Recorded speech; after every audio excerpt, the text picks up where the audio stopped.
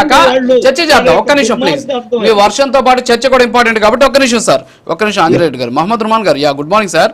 ఇక్కడ ఒక అంశం, ఇప్పుడు మిమ్మల్ని మహిళా బిల్లుకి వ్యతిరేకులుగా చూపించేటటువంటి ప్రయత్నం జరుగుతుంది.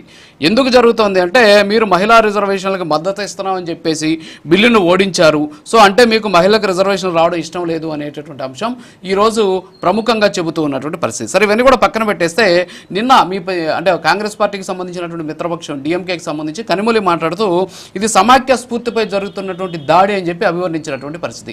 పిసార్ ఒకసారి ఆ డాక్యుమెంట్ మీకు తెలుసు ఆర్టికల్ 82 ఏం చెబుతోంది అనేసి. సో ఆర్టికల్ 82 ప్రకారం జరగాల్సినటువంటి ప్రక్రియ ఇది. మరి దాని సమాఖ్య స్ఫూర్తి మీద దాడి అనేటటువంటి మాటలు మాట్లాడడం వల్ల రాజ్యాంగానికి విరుద్ధంగా మాట్లాడినట్టే కదా.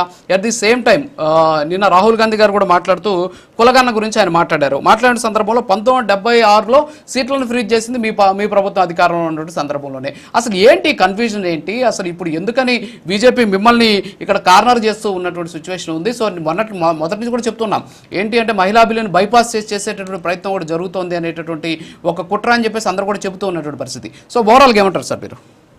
Very good morning to you as well as na toti panel member and all the viewers.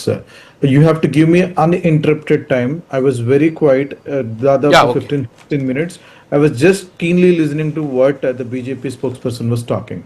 Number 1, మనం ఏదైతే మాట్లాడుతున్నామో నిన్న జరిగినటువంటి టెంపుల్ ఆఫ్ డెమోక్రసీలో ఏదైతే మనం భావిస్తామో పార్లమెంట్లో నిన్న ఓటింగ్ జరిగినటువంటి ఒక ప్రక్రియ, దాంట్లో విమెన్ రిజర్వేషన్ బిల్ అని చెప్పేసి తీసుకువచ్చి దాంతోపాటు ఇంకా 2 బిల్లులు మోస్ట్లీ డీలిమిటేషన్ గురించి మాకు అభ్యంతరాలు ఉన్నాయి అని చెప్పేసి మేము మొదటి నుంచి మేము మాట్లాడుతూ వస్తున్నాం. మీరు ఇందాక రైట్లీ మెన్షన్ ఆర్టికల్ 82 గురించి.